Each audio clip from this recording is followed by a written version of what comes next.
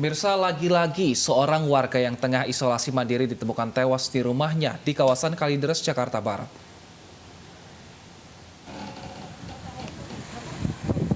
Satuan petugas COVID-19 Pemprov DKI Jakarta mendatangi rumah warga di perumahan Citra Garden Kalideres, Jakarta Barat dengan mengenakan APD lengkap.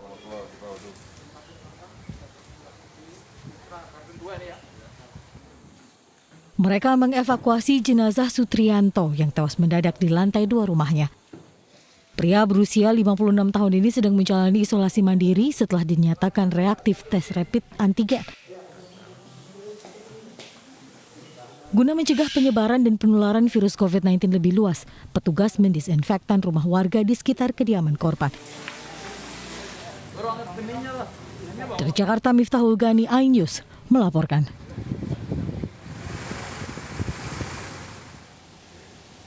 Rumah sakit untuk penanganan pasien COVID-19 di Jakarta sudah mulai penuh. Bahkan tenaga medis mulai kewalahan menangani jumlah pasien yang terus bertambah.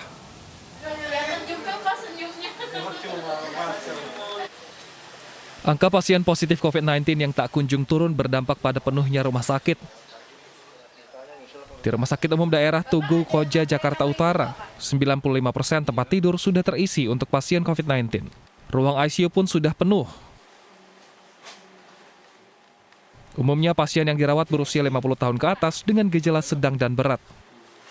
Namun ternyata banyak pasien yang dirawat bukan warga Jakarta. Kebanyakan sih lebih ke arah sedang dan berat, tapi ringan kita juga ada, ringan dengan komorbid. Jadi ada penyakit penyertanya. Oke. Atau ada dari luar? Banyak, kami dari luar, ada dari Depok, kami ada dari Bekasi, bahkan Tangerang Selatan, Pamulang, kami ada. Rumah Sakit Umum Daerah Cengkareng, Jakarta Barat juga hampir penuh. Ruang isolasi hanya tersisa 10%. Pihak rumah sakit rencananya akan menambah 40 tempat tidur untuk tetap bisa menampung pasien COVID-19 yang terus bertambah. Angka pasien COVID-19 yang semakin tinggi pun membuat sejumlah tenaga medis di beberapa rumah sakit mulai kewalahan menangani pasien.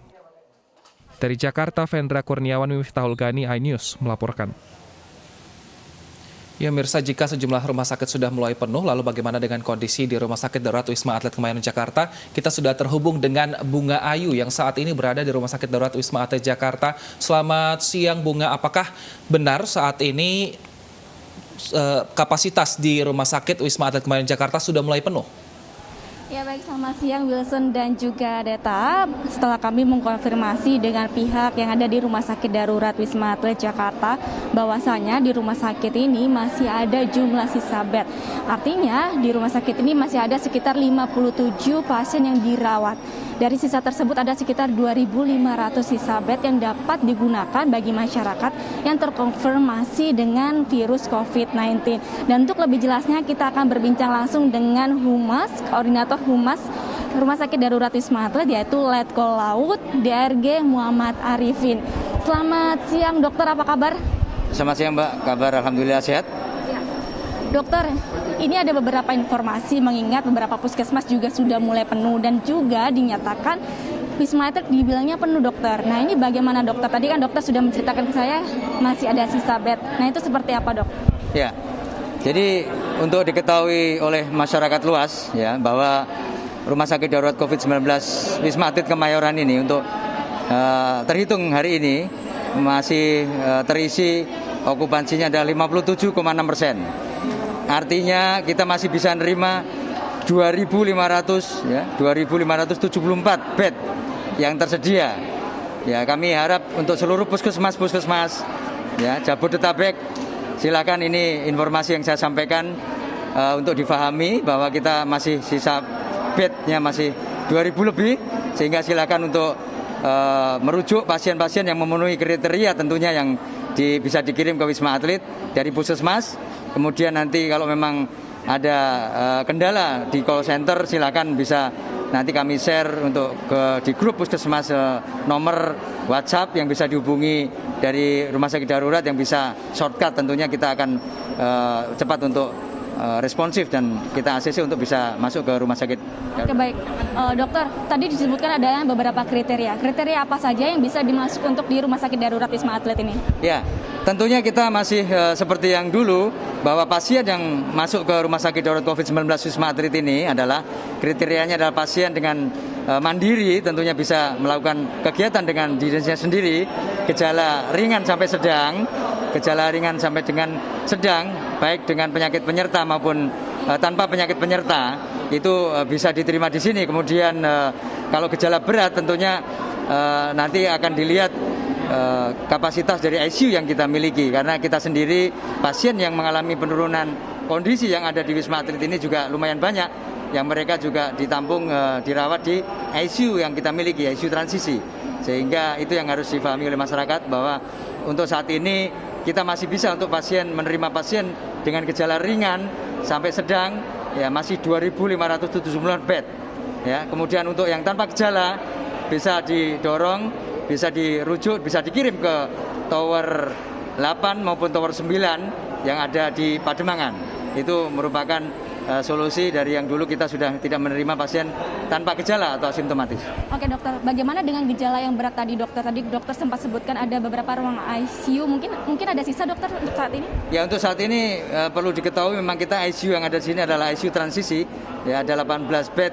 Kemudian itu semua sudah terisi. Ya, memang untuk saat ini kita ketahui bersama, memang kita juga merujuk ke rumah sakit rujukan untuk mengirim pasien yang kriteria masuk ICU selama ini. Jadi kita sendiri juga sudah penuh. Kemudian masyarakat luas juga harus melihat dan memahami, di luar rumah sakit darurat juga semua rumah sakit ICU-nya penuh memang. Ini fakta yang terjadi, sehingga kami harapkan masyarakat luas tetap bisa melaksanakan protokol kesehatan dengan baik dan benar, karena ini adalah senjata satu-satunya untuk mengendalikan dari penyebaran virus COVID-19 ini, karena sampai saat ini kan belum selesai wabah dan pandemi ini. Ya, dokter, memang kita melihat angka COVID ini semakin meningkat, apalagi sudah menyentuh di angka 1 juta. Apakah nanti di Wisma Atlet akan menambah tower mungkin dokter? Ya, untuk sementara ini dari kebijakan pimpinan, ya dalam hal ini tergabung dalam Kogas Gapat, ya sebagai Pangkogas Gabatnya adalah Pangdam Jaya. Ya, kemudian koordinator rumah sakit sendiri ada Maijen Dr. Tugas Ratmono. Kemudian ini merupakan sudah himbauan atau memang udah arahan pimpinan, selama yang disediakan ini adalah tower 4, 5, 6, 7, 8, dan 9. Harapan kita itu sudah cukup. Namun demikian fluktuatif, kemudian dinamika pasien yang ada tiap hari naik turunnya yang tidak bisa diprediksi secara pasti, itu tentunya sudah diantisipasi oleh pimpinan kita yang ada di sini dan sudah diarahkan ke level-level jajaran bawah, termasuk kita sudah mengerti dan memahami bahwa memang kita akan lihat situasi dan kondisi. Harapan kita tower yang sudah ada, yang selama ini dioperasionalkan, itu sudah cukup. Jadi tidak perlu menambah tower lagi. Harapan kita seperti itu, Mbak. Jadi kesadaran masyarakat ini utama yang kita harapkan, ya, karena memang saat ini wabah pandemi masih berlangsung dan ini sudah vaksin sudah dekat. Kita mohon semua masyarakat bisa bersabar, bisa mengendalikan dirinya sendiri, minimal tidak menambah angka positif yang terjadi. Terima kasih Dr. Arifin atas waktunya sudah berbagi dengan pemirsa iNews. Ya, terima kasih. Nah, pemirsa, itu tadi perbincangan kami dengan salah satu dengan koordinator humas yang ada di Rumah Sakit Darurat Wisma Atlet, yang memang menyatakan bahwasanya ini kembali lagi ke masyarakat agar lebih sadar dan juga menerapkan protokol kesehatan, agar nantinya juga beberapa rumah sakit yang ada di ibu kota DKI Jakarta ini terbantukan, artinya tidak menambah dengan angka COVID-19 yang ada di sini. Dan juga Wilson Data, untuk situasi terkini yang di belakang saya ini sedang dilakukan untuk vaksinasi kedua, yang artinya setiap tidak jauh berbeda dengan vaksinasi yang pertama. Setiap harinya ini akan dilakukan dengan target per tenaga kesehatan ini sekitar 180 tenaga kesehatan. Dan juga ditargetkan ini akan diselesaikan selama 2 minggu ke depan dengan jumlah tenaga kesehatan yang ada di Wisma Atlet Jakarta ini sekitar lebih dari 2.000. Wilson Data. Baik, terima kasih Bunga atas laporan Anda. Selamat bertugas kembali dan tetap jaga kesehatan. Pemirsa, TPU Srengseng Sawah 2 sudah mulai digunakan untuk pemakaman pasien meninggal dunia COVID-19. Selama 5 hari beroperasi, sudah ada 22 jenazah dimakamkan. Meski penggalian liang lahat masih berlangsung, namun TPU Srengseng Sawah 2 sudah bisa beroperasi. TPU ini memiliki lahan seluas 1,3 hektar dengan kapasitas 1.020 petak. Dinas Pertanahan dan Pemakaman DKI Jakarta juga telah menyiapkan lokasi TPU lain seperti TPU Tegal Alur dan Bambu Wulung. Kedua TPU tersebut disiapkan untuk mengakomodir transfer jenazah dari masing-masing wilayah.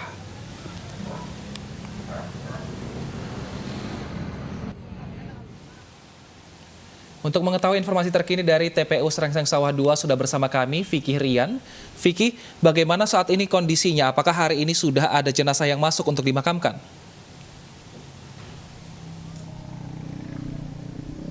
Ya, baik Wilson dan juga Deta, memang berdasarkan pantauan kami sejak pagi tadi belum ada jenazah pasien COVID-19 yang dimakamkan di TPU Srengseng Sawah 2 Jakarta Selatan ini.